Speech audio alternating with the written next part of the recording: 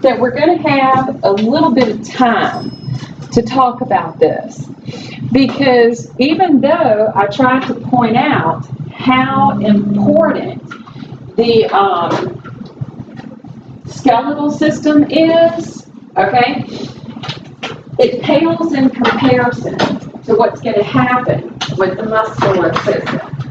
Now, the reason for that, first of all, what do you think about when you think about your muscles? Do you think about them? When they're sore. Okay, when you're at the gym, what do you think? All right, when they're sore, what is it that you think about? All right, they can get tighter. Can we do the opposite of that? How? Stretching. We can do the stretching. Okay? Our muscular system. Now, even though we're going to be looking at mostly, for this time, the skeletal muscle. We still got the cardiac and we still got the smooth. But for the most part, we're going to look at what's going to take place with our skeletal muscles. Now, one of the biggest things that I'm going to need to get you to do, because I we had to think outside the box when we thought about the skeletal system, because we definitely saw how different the cells were. We had a hardened matrix. Once again, I'm going to have to get you to think outside the box about the muscle cell. Okay? I'm going to definitely have to stretch that imagination out, because when looking at the skeletal system, we're looking at our muscles doing a huge number of things. We're going to see that our muscles allow for movement. They allow for stability. What do I mean by stability?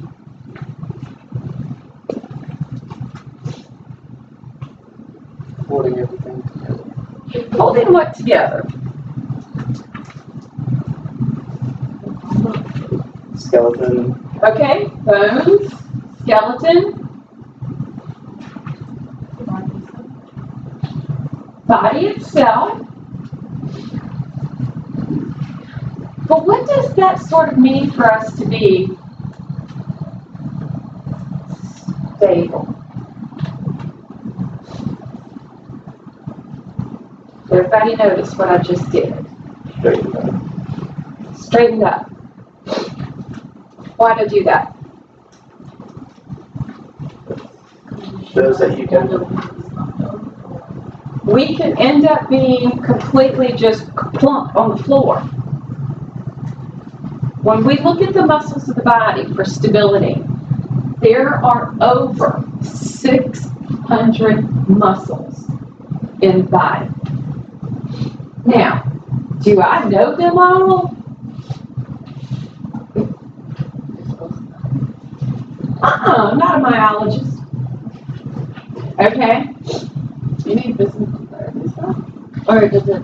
A physical therapist, you're going to have to be familiar with them.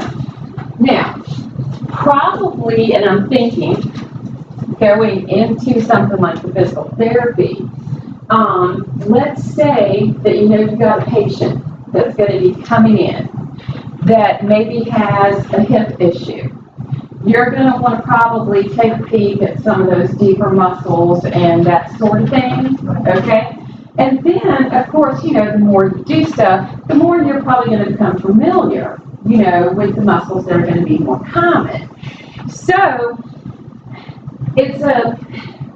when we think, for example, at the level of our vertebrae, because we've been studying the bones, we know that for probably to get this in, I probably need to move over here, don't I?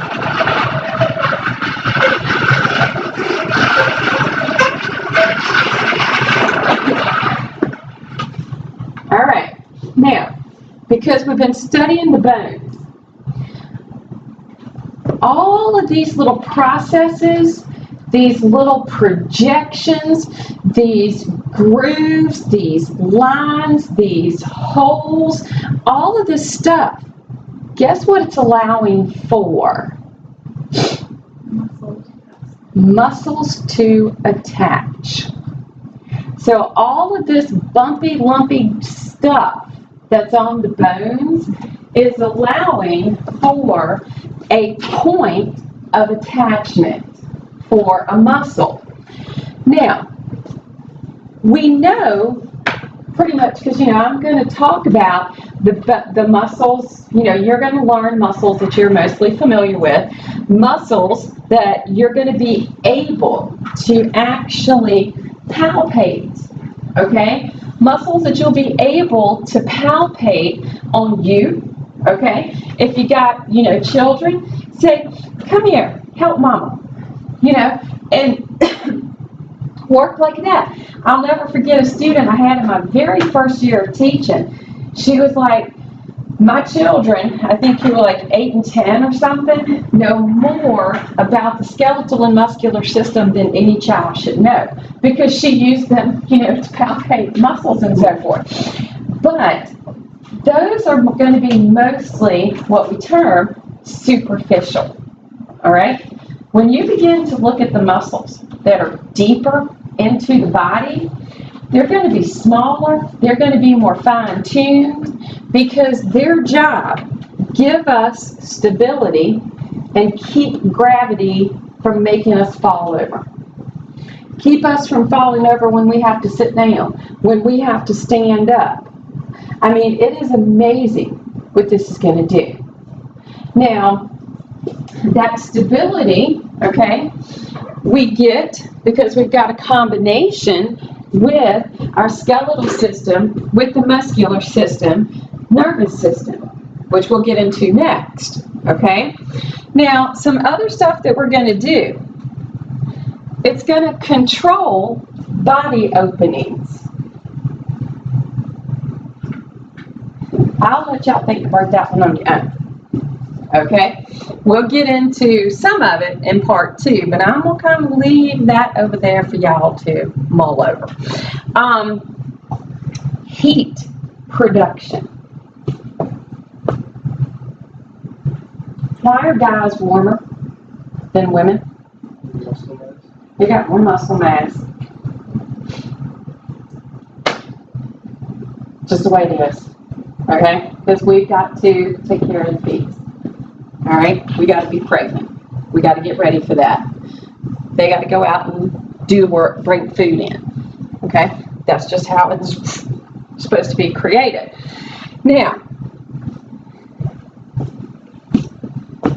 glycemic control. What's that? Sugar. My glucoses. How? Do you remember? Anybody remember? From earlier in the course? Something about it. Huh? Something about it. Doesn't glucose store in muscles? We do short-term storage of the glucose molecule in our muscles in the form of glycogen.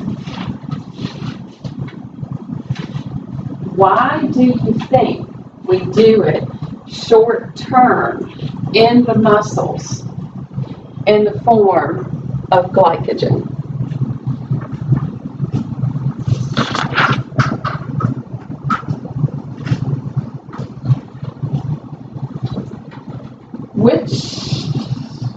Think about these cells, okay?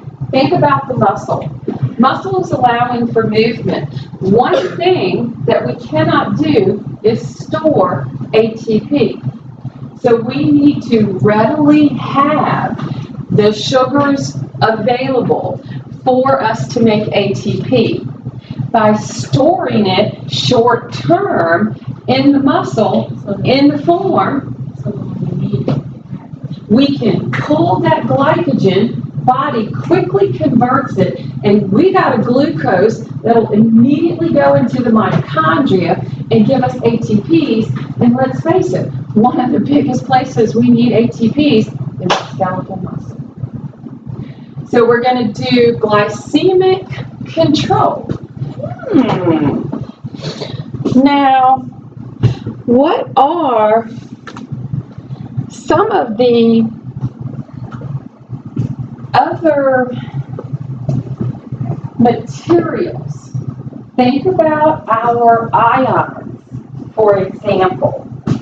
So far, in everything that we have talked about, what are some of the ions we have not been able to get away from?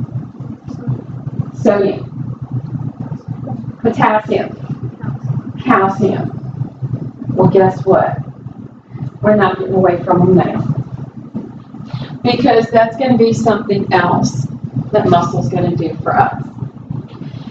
So, when we begin to look at the anatomy of muscle, there are some terms that I want you to become familiar with, because they're going to be something that you see.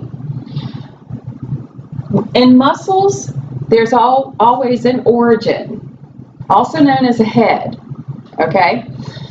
There's also an insertion point.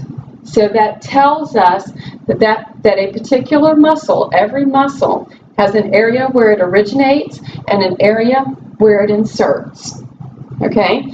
The part that will exist in between, we refer to as the belly. Tendons attach muscle to the bones. In some parts of the body, we're going to find that the tendons can be very broad, okay? Think about the abdomen, okay? Tendons can be very broad. That is termed aponeurosis, because it's just a huge flat sheet that's present, but it is a tendon. When the muscles move, we always have an agonist, an antagonist, and a synergist. Now, muscle movement. When muscles move, it always happens as a group. For the most part, please note my terminology, because we're going to talk about a difference, all right? But when we have conscious control, voluntary movement, which is what we do with our skeletal muscle system, when a movement is made, that movement is done using groups of muscles. Some of the groups, the muscle, okay, that wants to take the action, some of the muscles want to oppose the action, and then there's some of the muscles that are like, oh, don't y'all fight, let's all work together. Okay, they're going to be the synergists. Because everybody knows what synergy is, right? Synergy is basically okay, if someone tells you that you are a synergist, all right, what they're actually telling you is you're always wanting to keep peace, okay? You're always wanting to take the ones who are opposing each other and try to get them to work together, all right? Synergy means working together. Same thing's going to happen with our groups of muscles. So we'll have the muscle that wants to make the action, a muscle that wants to oppose the action, and then muscles that will want to say, hey, come on everybody, let's get along. All right? So, we'll always say that we've got a prime mover, that we've got a fixator. All of these are going to be terms that I want you to become familiar with, studying and looking at the muscles.